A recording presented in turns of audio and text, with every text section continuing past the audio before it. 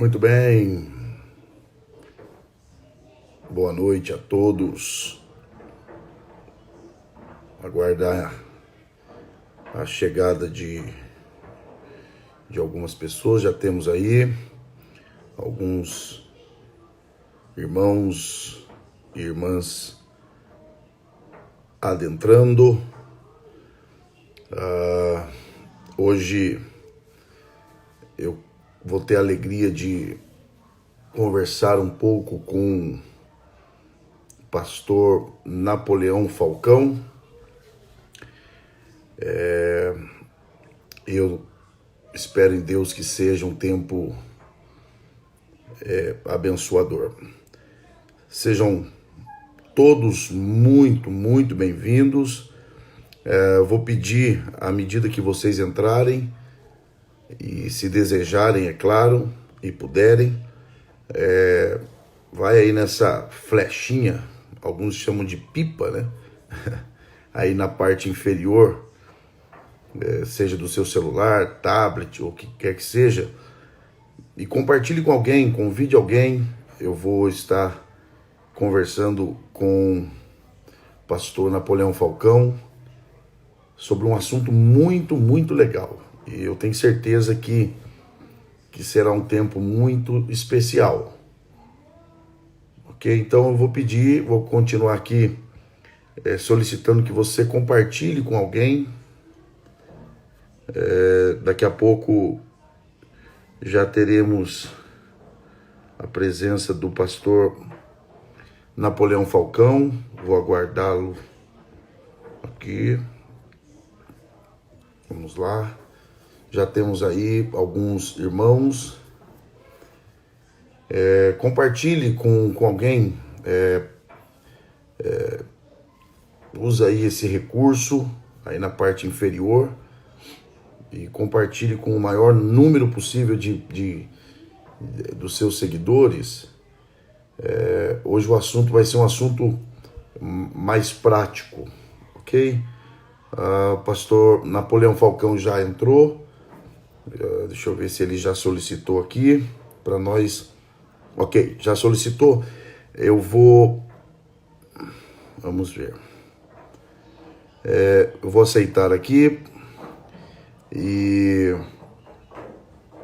para nós, porque tem aí o tempo estabelecido pelo Instagram. Então eu quero aproveitar bem o tempo. Está conectando a ele aí. Eita! Rapaz, que bom lhe ver, hein? Tudo bem, pastor Napoleão? Tudo bem, pastor Elias? Como vai? Tudo bom? Graças a Deus. O senhor está em São Paulo ou está na Paraíba? Estados Unidos da Paraíba. Porque... Sim. Porque hora o senhor está em São Paulo, hora o senhor está na Paraíba, hora no Estados Unidos da Paraíba. Da Paraíba.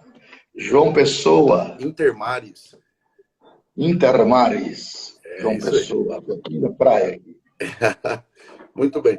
Bom, reverendo, obrigado por atender o meu singelo convite, pedido. Eu fiz questão desse momento, porque eu quero ter a alegria de conversar a respeito de um assunto mais prático. Eu tenho visto aí o senhor participando de muitas lives, inclusive na área que o senhor domina, o senhor que é aí um dos maiores expositores na área de escatologia, mas eu desceu ao meu coração o desejo de conversar um pouco com o senhor para compartilhar, não das minhas, mas das experiências do senhor dentro da prática do ministério da pregação. Então, eu gostaria de dar oportunidade ao senhor para que o senhor cumprimentasse os nossos irmãos. Obrigado, pastor Elias. Eu quero, nesta oportunidade,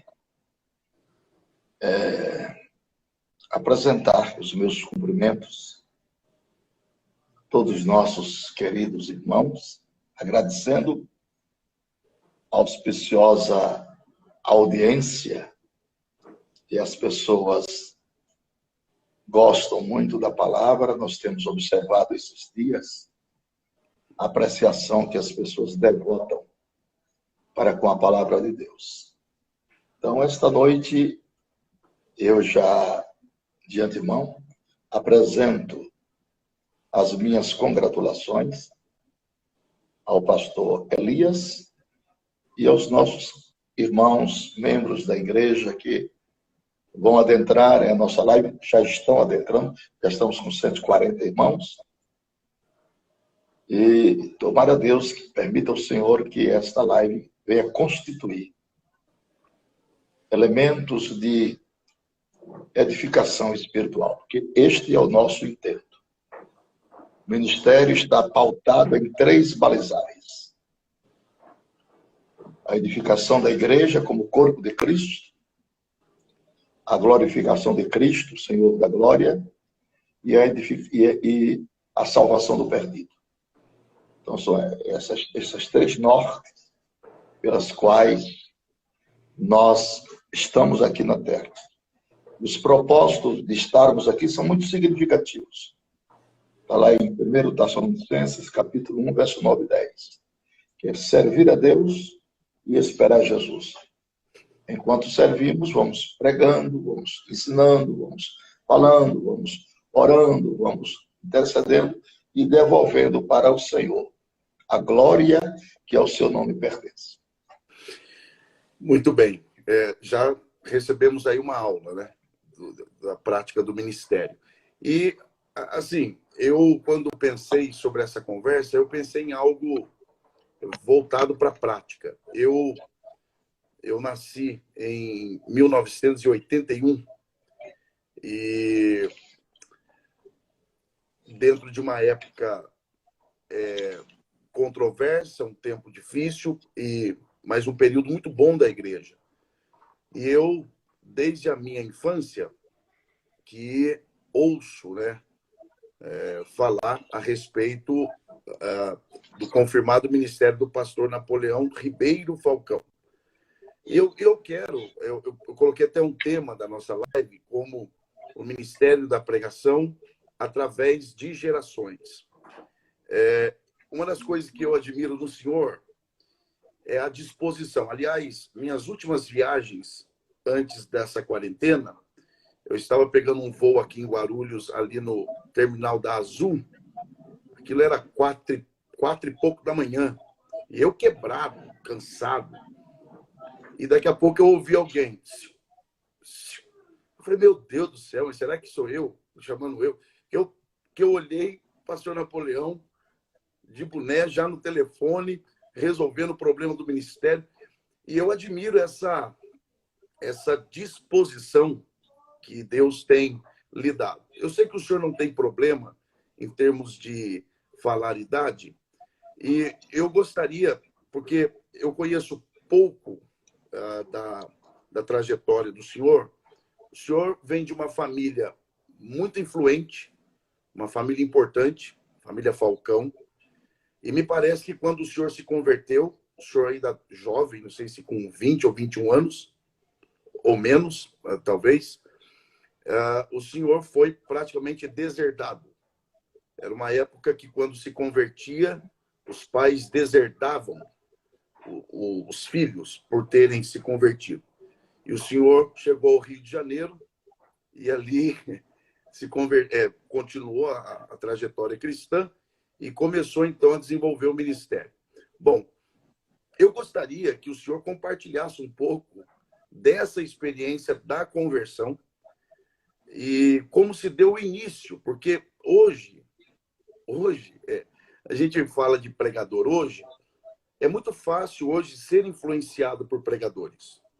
Porque você tem internet, você tem canal no YouTube, então você ouve, por exemplo, assiste o pastor Napoleão Falcão pregar e você desperta para o ministério. Mas como que foi, por exemplo, despertar para o ministério da pregação no perfil do senhor, numa época que não tinha pregador nesse perfil? porque não se tinha, né? Surgiu ali junto do senhor outros nomes, mas não tinha. Então, o senhor não tinha um parâmetro, por exemplo, de olhar e falar assim, eu quero pregar igual. Como é que foi esse negócio de surgir esse perfil que o senhor mantém, inclusive, até hoje, dentro desse processo de conversão e ministério? Pastor Elias, você há de convir comigo que o homem só é homem à sombra de outro homem. É verdade. Agora, um dos caracteres da sombra é que ao meio-dia a sombra desaparece. Ninguém consegue ver a sombra ao meio-dia.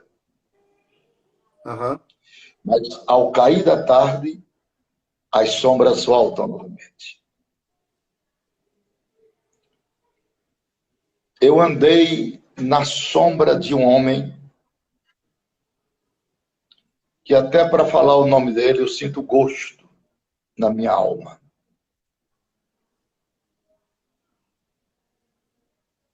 E ainda hoje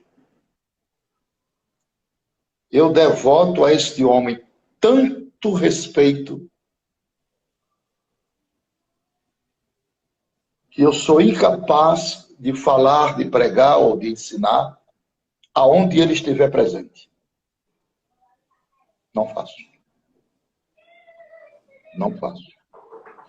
Uma questão de respeito mesmo, intrínseco. Não é elemento idólatra, não é respeito, amor e respeito. Chama-se Gesiel Nunes Gomes. Então, o pastor Gesiel, ele me deu 2 compromissos, 2, para lhes representar. Só 2, não mais. Um em São Paulo, em 1977. Em Taboão de São Bernardo, cujo pastor era pastor José. Deixa eu me lembrar de José. Depois eu me lembro. Hoje é o Genício que está lá. E me deu outro compromisso para lhe representar no Congresso de Jovens do estado do Goiás. Todos 2 foi muito difícil, porque naqueles dias, naqueles tempos, o único evangelista que tinha era o pastor Gesiel Gomes. Depois dele veio o pastor Takayama e eu cheguei em 3º lugar. Então, o pastor Gesiel sempre foi uma sumidade, um grande escritor. Trabalhou muitos anos na Casa Publicadora das Assembleias de Deus. Um homem de uma fidelidade ao seu líder inigualável. Foi vice, por alguns anos, do pastor Túlio Barros Ferreira. Foi presidente da Assembleia de Deus na Ilha do Governador. Foi presidente da Assembleia de Deus em Olaria. E foi presidente da Assembleia de Deus em Sobradinho, Distrito Federal. Até hoje, eu devoto a Deus uma gratidão específica pela vida dele.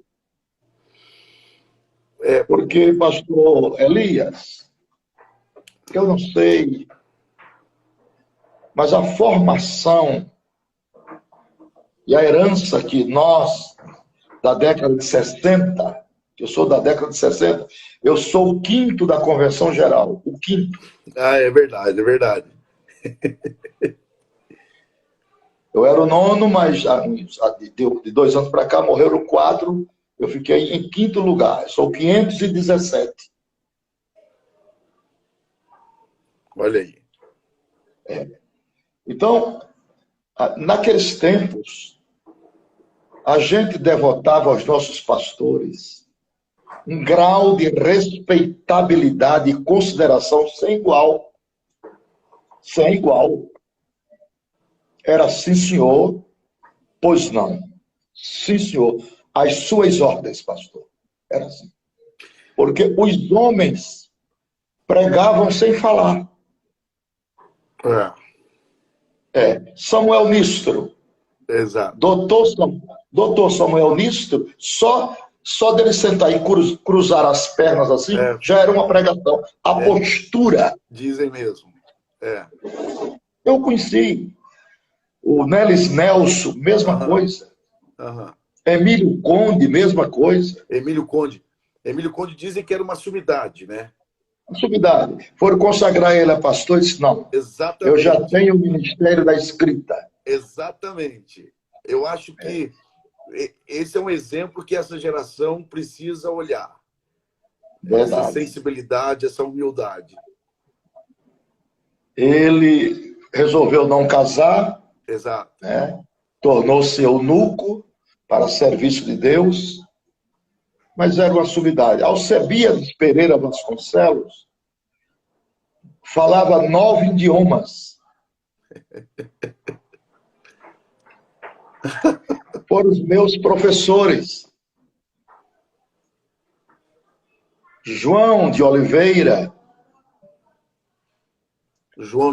Era formado na revelação de joelhos. Foi arrebatado 26 horas fora do corpo. Foi quando o Colenda orou para que ele voltasse.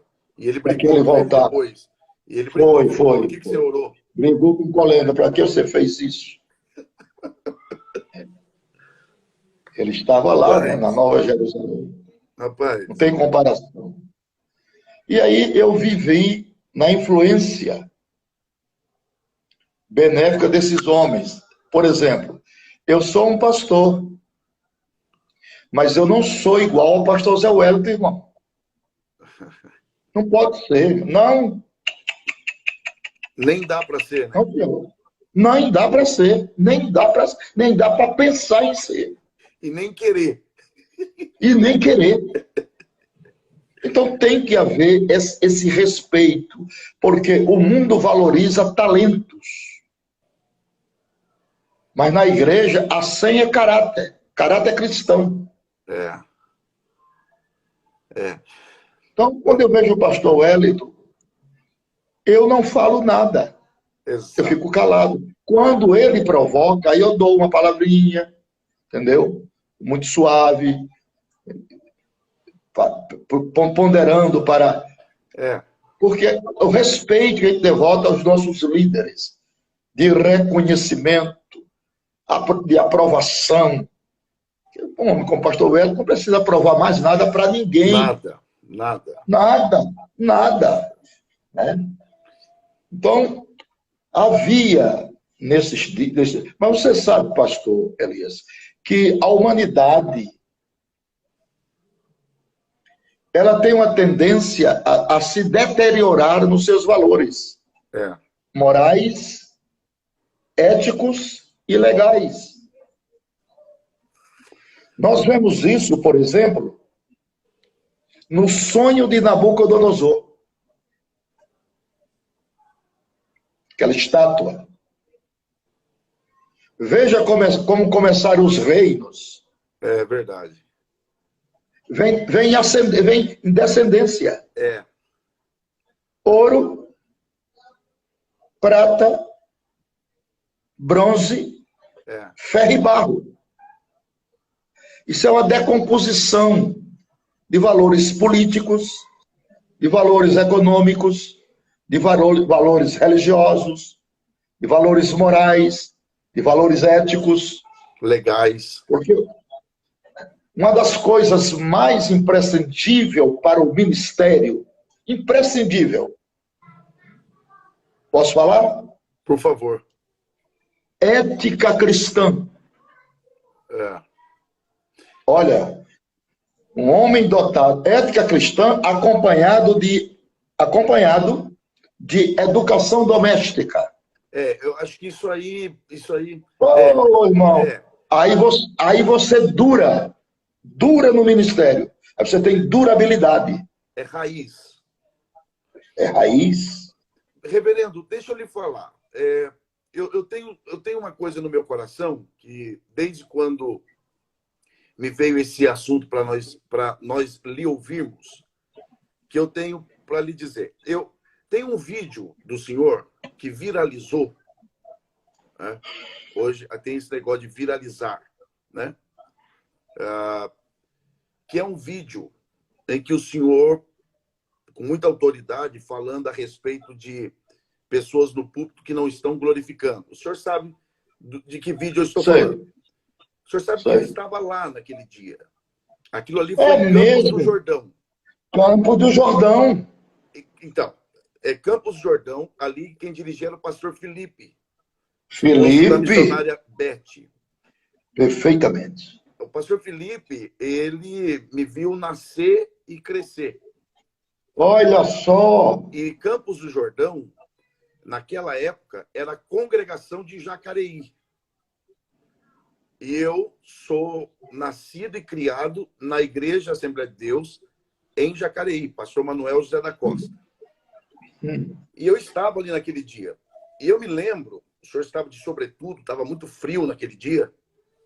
E eu me lembro, eu já iniciando, querendo ser pregador, e eu me lembro que tinham 6 rapazes comigo, da minha idade, e nós brigamos, o senhor, não sei se o senhor vai lembrar, para ver quem carregaria a pasta do senhor. E o senhor percebeu aquilo, o senhor falou, não, faz o seguinte, eu levo a pasta e vocês vão comigo até o púlpito. Aí foram 2 na frente, 1 de cada lado e 2 atrás. E eu estava ali. Aos anjos. Eu estava ali. É o seguinte, o meu ponto aqui como lidar com essa questão? Porque, assim, o senhor citou o pastor Gesiel, que é considerado o príncipe dos pregadores. O senhor é chamado por muitos, e eu reconheço, como o pai dos pregadores. Por esse lado paterno do senhor, essa amabilidade do senhor, essa abertura de nos tratar sempre da mesma forma e tratar a todos de igual forma. Como que o senhor lidou com isso? Porque, por exemplo, hoje nós temos o problema da internet, que é uma bênção, mas hoje você não tem mais o que tinha antes, que era, por exemplo, uma cidade de Santa Catarina, que levava o pastor Napoleão Falcão. Todas as cidades da circunvizinhança, as cidades em volta, elas iam para lá, porque não tinha YouTube. Então, quem quisesse ouvir o pastor Napoleão, pastor Gesiel, pastor Takayama, depois um pouco pastor Gilmar, tinha que ir nesses lugares. Então, como é que o senhor lidou com essa questão dessa admiração? Por exemplo, 6 garotos querendo carregar a pasta do senhor. Como o senhor lidou com isso nessa época? Pastor Elias, essas coisas, essa admiração e esse carinho que os jovens venham a devotar ao pregador, constitui-se elemento de gratidão específicas a Deus. Sabe por quê? Porque existem pessoas que passam por este mundo e não deixam saudade. Há pessoas que são temidas, estão pedindo para tirar o comentário, viu? Os comentários. Porque tirar. Aí ele tirar, para eles verem melhor. Estão deixando aqui. Eu tenho que aprender a fazer isso, reverendo. Ô, meu filho, aí tem 3 pontinhos do lado direito aí. Clique nos pontinhos. Aí já aparece assim. Aprendi. Acabou. Aí, ó. Virou. Obrigado. Jeoacás, um rei que não deixou saudade. Tem pessoas que passam por esta vida e não deixam saudades.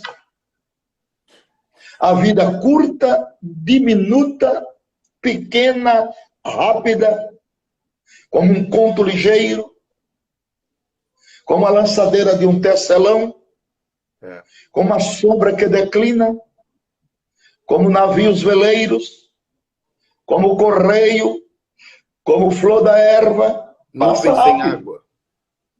Nuvem sem água. A cada dia que você vive, você está mais longe do berço e mais perto da sepultura.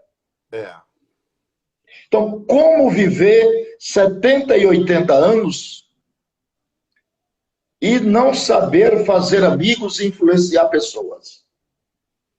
Há pessoas que, quando morrem, nós ficamos perto do caixão ali, do esquife, e cantamos o hino 26.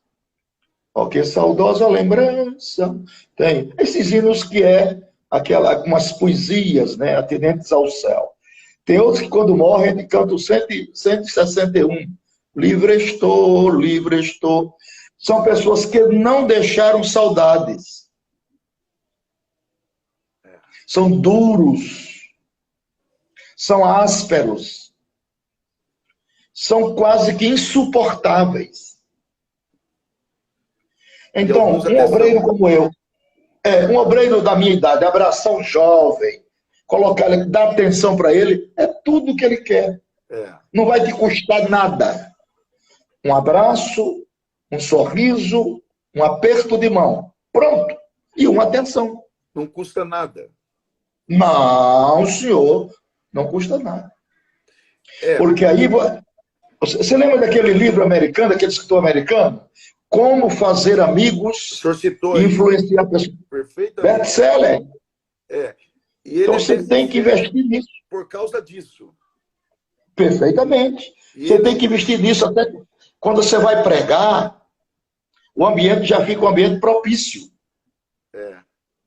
Já fica propício. Há pregadores que ele mesmo é pedra de tropeço para aquilo que ele vai pregar. Perfeitamente. Ele escurece o ambiente.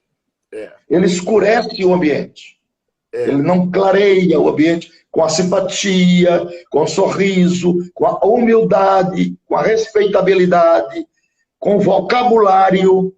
Isso também tem muito da formação familiar. Educação. É muito da formação familiar. Pastor Napoleão, nós estamos vivendo, e aí eu quero contextualizar isso, mas com a experiência do senhor, nós estamos vivendo aí, e eu não quero entrar no mérito da questão, eu quero só levantar isso aqui para justificar o que eu vou perguntar para o senhor. Estamos vivendo dias difíceis, como se não bastasse o problema da pandemia, nós temos um problema institucional instalado em nossa nação, né? Político, em todas as dimensões dos três poderes. O senhor falou que quando o senhor representou o pastor Gisiel foi em 1977, em plena ditadura, não é isso?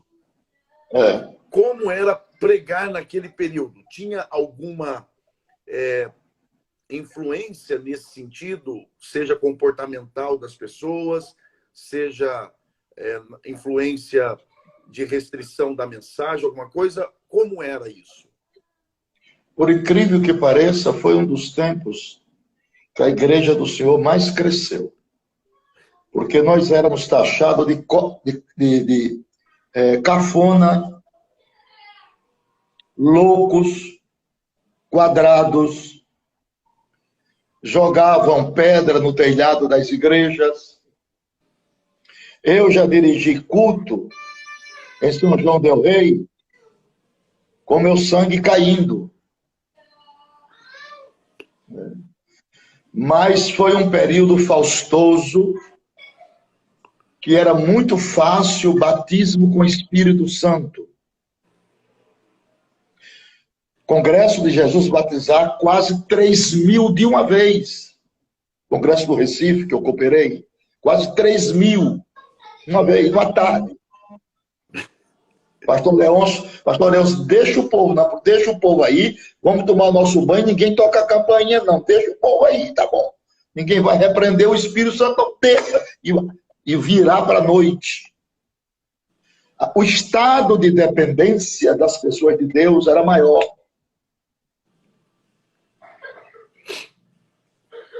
As pessoas oravam mais de joelhos, cara no pó, muita lágrima na hora. Os cultos de oração de joelho das igrejas eram os mais bem frequentados.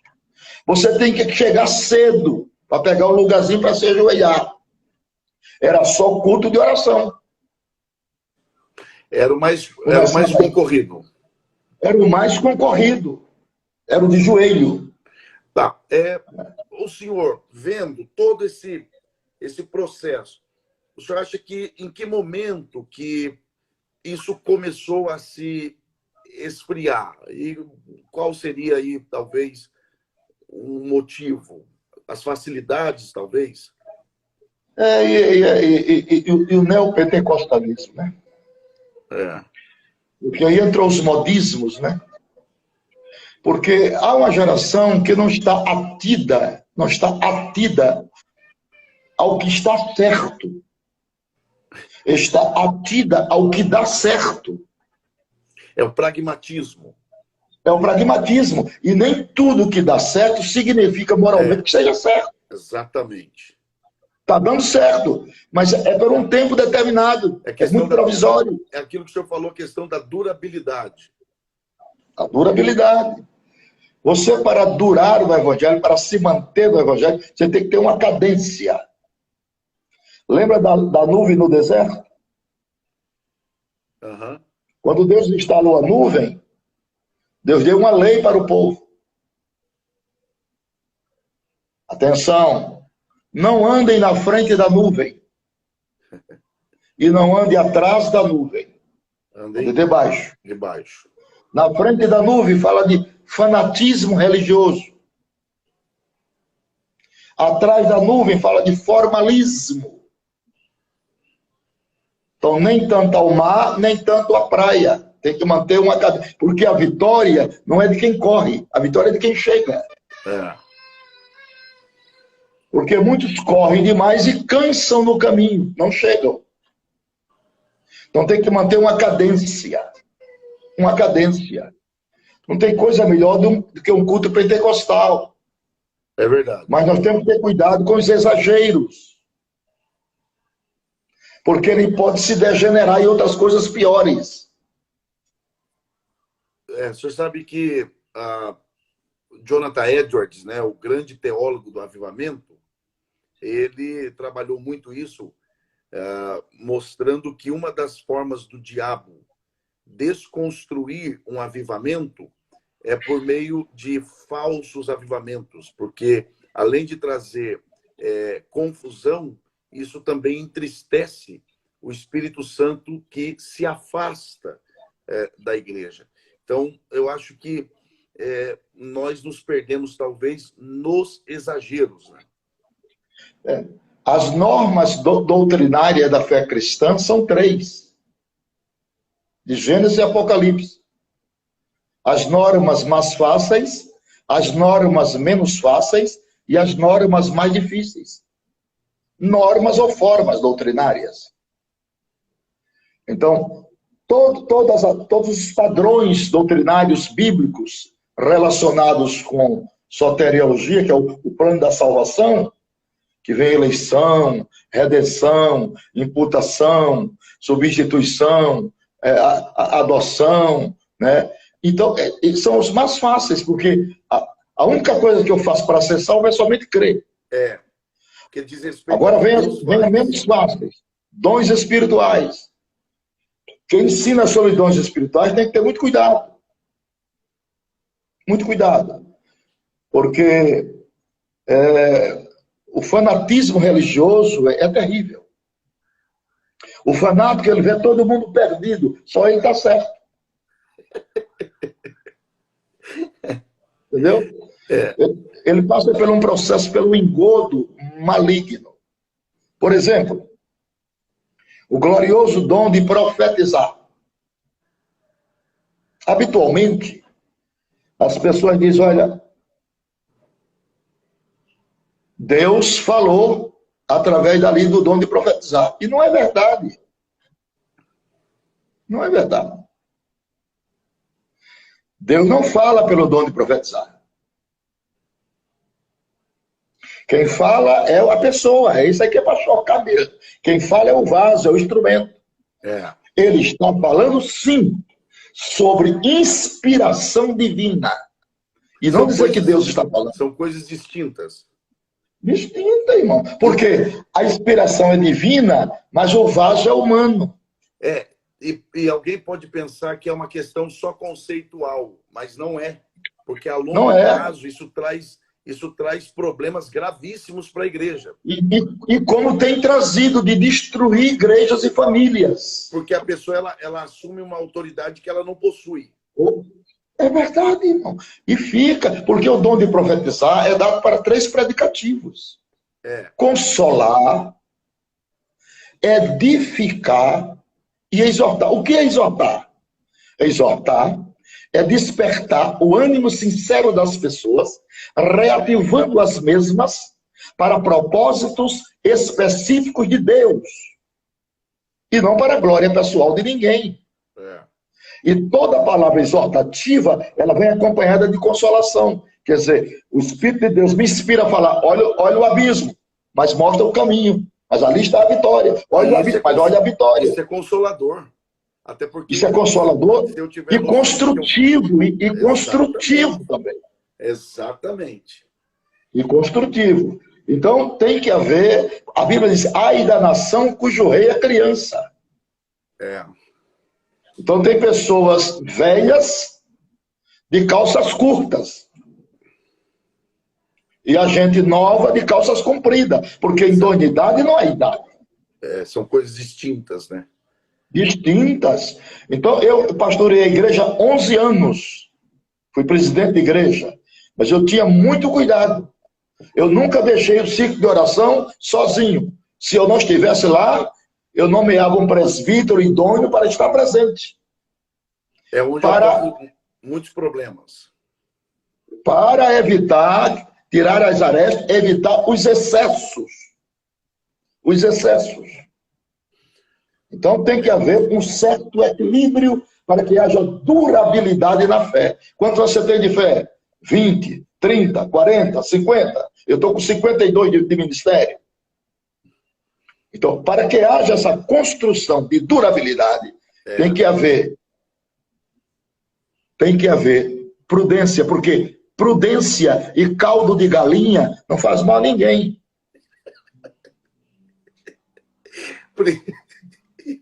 Não é verdade? Não faz mal a ninguém. Principalmente quando é feito pela mãe, né? Principalmente quando é a nossa mamãe que faz, né? Então tem que ter... as pessoas que são sensatas, eles ouvem uma palavra dessa e dizem, graças a Deus, é isso mesmo. Agora, há pessoas que não são sensatas. A sensatez é uma das bases que consolida a fé. Consolida a fé, que a fé está pautada. A fé está pautada num capitel, chamado capitel da esperança. E ela é acionada por um gatilho, chamado coragem. Porque não adianta ter fé e não ter coragem, que é a ousadia, a fé em ação, a fé em movimento. Então é preciso que as pessoas parem e saibam que o GPS é esse. Esse é o GPS. Completo. Não precisa de mais nada. Eu só uso a Bíblia da tradição antiga de João Ferreira de Almeida, revista corrigida. Não quero outra. As outras, eu tenho umas 20 aí. Só leio e deixo lá. Exatamente. Eu tenho que permanecer naquilo que eu aprendi e sabendo de quem eu aprendi. E o senhor vê que Desculpa, mas o senhor vê que é possível permanecer naquilo que aprendeu e estar contextualizado, porque se tem um pregador que é solicitado depois de 52 anos de ministério, é o senhor. Porque você percebe que uma pessoa está com um ministério dinâmico quando você a encontra no aeroporto. Porque é ali que está a dinâmica da coisa. Estou falando como pregador itinerante, né? Lógico, por favor. Isso não mede ministério de ninguém. Estou falando em termos de dinâmica de pregação como pregador itinerante. E o senhor está em plena atividade. Então, permanecer naquilo que aprendeu não necessariamente significa estar fora do time da coisa. Então, é possível permanecer no que aprendeu e continuar exercendo o ministério em pleno tempo aí de 2020. Isso são as raízes. E a outra coisa que Deus pode presentear ou premiar um homem é dando-lhes saúde mental, saúde física e saúde espiritual. Esses 3 elementos Deus resolveu me presentear. Eu não sei nem o que é dor de cabeça. Nada. O senhor 0 quilômetro. Pode falar a idade do senhor? 7.1 sem vazar óleo e sem ratear o motor. Agora, levando isso em conta, é o seguinte. Deixa eu fazer. O senhor sabe que eu lhe respeito, né? Eu sei, claro. Inclusive, faz parte da sua constituição. Eu lhe respeito de verdade, o senhor, a missionária Virgínia, a quem eu transmito aqui minha saudação. Obrigado. E é o seguinte, eu vou fazer uma pergunta, porque essa pergunta é para mim, e eu sei que vai servir para muitas pessoas. Olhando para trás, o que o senhor faria de diferente? Tudo bem, o senhor pode dizer nada. Ok, eu vou. Mas assim, o que o senhor faria menos e o que o senhor faria mais? Olha, olhando para trás, eu faria mais a pregação do evangelho nas praças. A igreja está muito encaixotada no templo. E sumariamente falando, o templo nunca foi lugar de pregação. Nunca. O templo é lugar do pastor da igreja lapidar o diamante. Respaldar o caráter do homem. Ali é do pastor. O lugar de pregação do evangelista é nas praças. Deus nunca me deu uma carreta de som, que é o meu maior sonho. Se eu tivesse uma carreta de som, ninguém nunca ia me ver dentro de santuário pregando. Nunca. Só nas praças. Lá no Mar Alto. Expulsando os demônios, orando pelos enfermos, porque eu sou evangelista nato. Eu nasci para ganhar alma. Eu vou ao templo por circunstância. Então, eu vou levar para a eternidade esse recalque.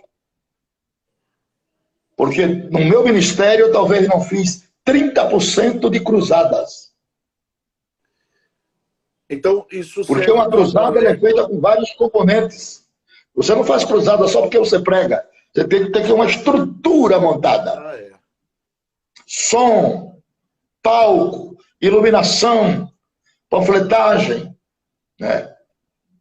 Um programa bom na TV para divulgar o trabalho. Discipulado, né? O pós. Discipulado, uma equipe, né? Tutores e curadores. Concordo. Então precisa disso, irmão. Bernardo tinha a cruzada, só ele tinha mesmo, porque ele recebia uma custódia financeira de americanos. Exatamente. De São José da Califórnia. Mas o latino... aquele é o modelo. O latino, coitado, de quem é que vai... A visão é opaca do empresariado brasileiro cristão, nesses termos. É opaca nesses termos. Então, você não tem uma consolidação econômica para fazer grandes cruzadas. Cruzadas mesmo, de ganhar alma, mensagem de centralizar no Calvário. Porque você parte de uma premissa: todo homem é de índole religiosa, todo. Você fala a mente, ele te resiste. Você fala a alma, ele chora. Exato. Então a mensagem da cruzada é mensagem de alma para alma. É essa que vai trazer resultados. Na hora que você faz o apelo... Aquela mensagem: o rei que morre, o rei que vive e o rei que voltará. Salmos o rei que voltará. 22, 23. É isso. Eu vou falar a fonte. Isso é fonte pastor Napoleão, pregando no 20 anos no Gideões Missionário Atual. Foi no Gideões, foi. Tem mais de 20 anos. Então, essa é a minha frustração, vamos dizer assim, de não ter tido condições de viver na praça. De viver na praça. Porque ali a maior realização de um homem nesta vida é quando eu estava aqui na campanha do Cristo e a Resposta do Gilvan Costa. E nós ganhamos aqui mais de 100 mil pessoas para Cristo. Pernambuco. Claro, tinha cruzado de se entregar 5 mil, 6 mil pessoas por cruzada. Nós colocamos em Jaboatão dos Guararapes mais de 200 mil pessoas na praça. Eu e Itacaiama. Depois vieram outros, né, fazendo o mesmo trabalho, mas aí... Depois vieram, mas nunca mais teve aquela doçura, porque misturaram demais. Misturaram demais, tiraram a essência. Castraram, né, o sentido mais original da pureza, da essência. Então a cruzada ela está pautada em 3 elementos: oração, jejum e revelação da palavra. E você vai para um campo de guerra. E Deus te quer em campo de guerra. Eu preguei em Camboriú, a última foi a penúltima mensagem. Tira as igrejas dos templos, leva as igrejas para as praças. Agora a igreja está indo. Está todo mundo orando de joelho no meio da rua. Parece que quando aperta o negócio, o povo desperta. Porque eclésia é chamados para fora. É o sentido de igreja. É o sentido de igreja. Então, o pastor da igreja está ali para doutrinar, para lapidar, para burilar, para moldar o homem. Porque os ministérios têm que ser respeitados, tanto do pastor como do evangelista. O evangelista é o ousado, é o da praça, é o ganhador de alma. E o pastor vai lapidar, vai moldar o homem nas normas básicas e fundamentais da construção doutrinária. É o que o próprio pastor Gesiel Gomes, e eu estou com liberdade de citar o nome dele, porque o senhor abriu a nossa conversa falando dele. Isso mesmo. Ele fala dos 5 dons ministeriais, ele usa os 5 dedos. Esse que é o polegar apóstolo, que coloca a identidade, profeta, que aponta o erro, esse que é o maior, que é o evangelista, que se destaca mais, e logo depois do evangelista vem o pastor para cuidar de quem o evangelista ganhou. E os mestres, que servem para limpar os ouvidos da igreja para ela entender melhor as escrituras. Perfeitamente. Esse aqui vai aonde o outro não vai. Exatamente. Então essa, na sua pergunta, essa é a minha base, porque a igreja ela precisa crescer, ela precisa inchar.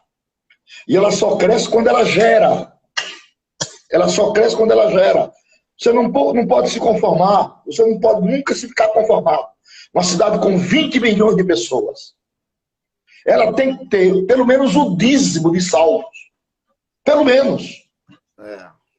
Qual é o dízimo de 20 milhões? 2 milhões. 2 milhões, tem que ter 2 milhões de crentes. No mínimo. Em 20 milhões.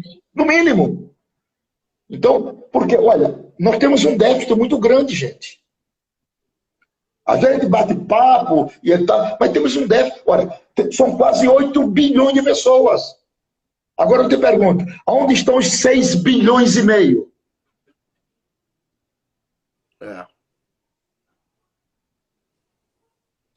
E ficamos nos ensoberbecendo um contra o outro. Agora pronto, é uma discussão que não termina mais. Eu sou pós, eu sou mido, eu sou pré. Eu sou pré, eu sou pós. Aí um irmão entrou aqui e disse, como é que o senhor disse que o senhor é pré? Como é que o senhor disse se a igreja primitiva sofreu, irmão, fique, irmão.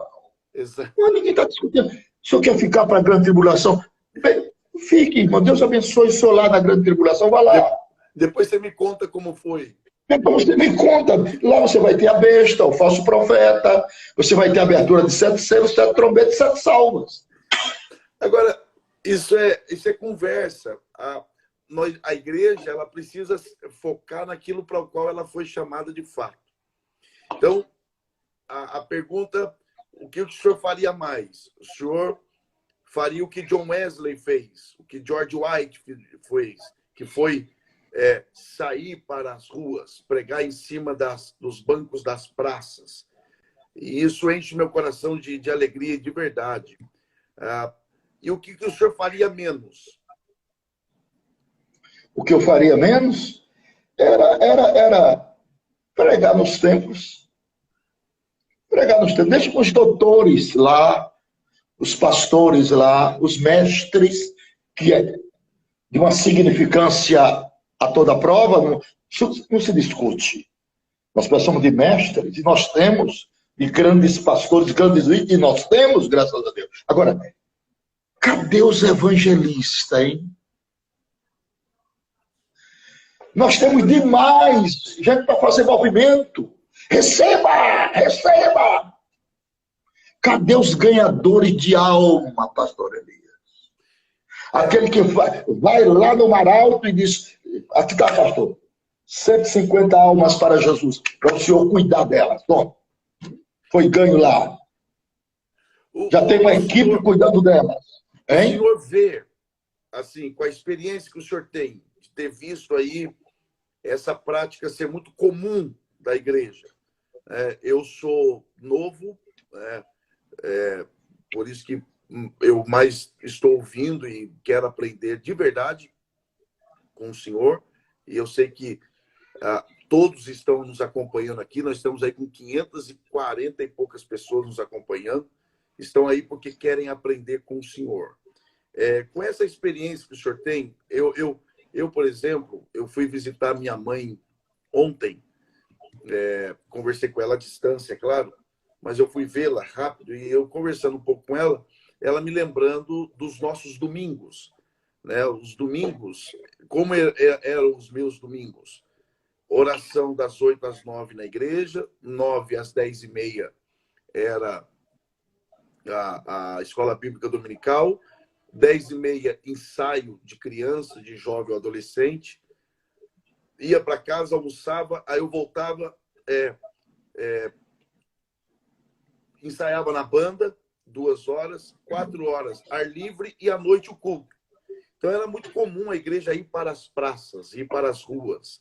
O senhor, com essa experiência que o senhor tem de ter visto a igreja passando por várias fases, vendo a atual situação, o senhor, claro que Deus pode intervir e mudar tudo isso, o senhor vê como algo possível e mais provável que a igreja se desperte para isso? Tomara a Deus que sim. Tomara a Deus que essas adversidades sejam um período gestativo da igreja. Tomara a Deus que essas adversidades que estão acontecendo agora sejam um período gestativo da igreja, que ela fique gestante de um grande avivamento. Avivamento de almas. Não é esse avivamento de barulho, não, na igreja. Não é só isso, não. É o de alma, de geração de vidas para Deus. De centenas, de dezenas, de milhares de pessoas se entregando. Como é lindo aquele apóstolo da África que morreu um dia desse. É o Richard Brown. Richard Bonner. Richard Brown. Que coisa linda. Então, evangelismo por fogo. Aquilo ali enche meu espírito, encanta-me. Agora, você sabe que quando nós não trabalhamos, quando nós não dinamizamos, operacionalizando a obra de Deus, aí vem os problemas. Quando você não tem tempo para para curtir certas falazinhas, certas coisinhas, porque você está ocupado numa grande obra. Quem tem a ocupação numa grande obra não tem tempo para picuinhas, para coisinha de gentinha, de gentalha. Não pode, não pode. Primeiro que o nosso linguajar deve ser um linguajar pautado em sublimidades. Exatamente.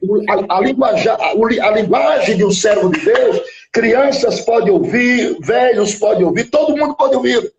Porque ele é embasado em fundamentos doutrinários. Quer dizer, você tem no seu HD, na sua mente, você tem a contabilidade eterna do maior empreendimento espiritual, que é a palavra dentro de você, gerando pela sua mente um processo de vida. Então, quando você fala, você esculpe a vida que está em você. Agora, falatórios em vães, conversinha de não sei o quê, quem é o maior, isso é coisa de criança. Isso é coisa de menino. Porque um homem que tem um peso ministerial, ele não se dá esse tipo de conversa, de jeito nenhum. A conversa dele é alta, é sublime, é céus, é almas, é vida para Deus. Quantas vezes aqui no meu escritório, eu não consigo orar muitas vezes. Não saiu uma palavra. Só gemidos. Eu escuto gemido de multidões nos meus ouvidos. Porque ninguém vai para o céu se não passar por um processo. Jesus. Ninguém. O céu é fechado, é de bronze. Só entra lá por Cristo. Não é ninguém vai ao Pai. É ninguém vem ao Pai. Não é vai, é vem.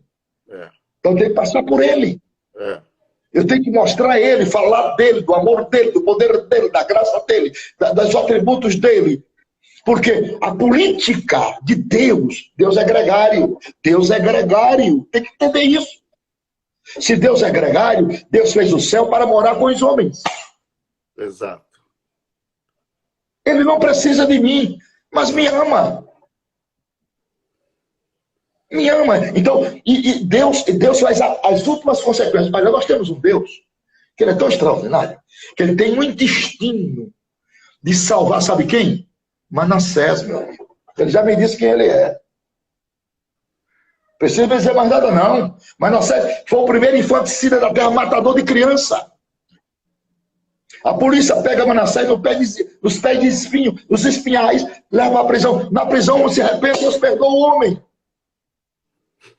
Restitui o reino. Que intestino é esse?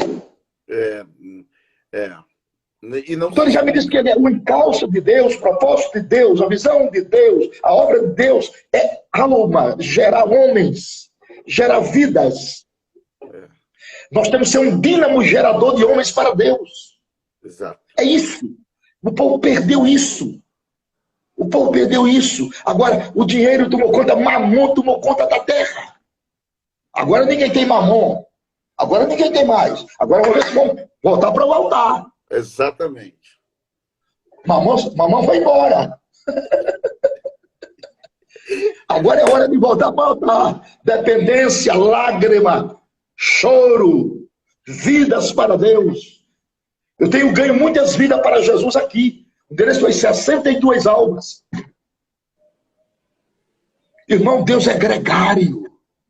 Deus gosta de gente. Ele chamou Moisés e disse: Moisés, eu falo com você cara a cara. Cara a cara. Porque com os outros homens eu só falo por enigma. A única vez que Deus mandou olhar para um homem foi quando ele disse para Abraão. Deus nunca mandou ninguém olhar para homem. Olhar para mim sem salvo. Mas teve uma vez que ele abdicou e disse assim: olhar para Abraão, vosso pai.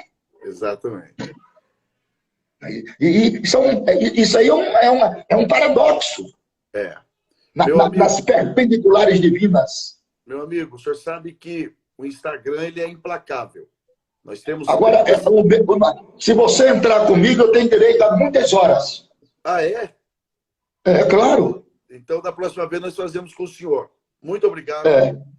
De nada, meu amado. Deus abençoe. Eu amo o senhor, lhe respeito. Obrigado, meu irmão. Obrigado. Pelo tempo, de todo o meu coração. Deus abençoe, pastor Elias. Obrigado também. Vida Paz do longa ao Senhor. senhor, viu? Thank you very much. God bless you. Um abraço a todos. Obrigado por participar conosco. Um abraço. Deus abençoe.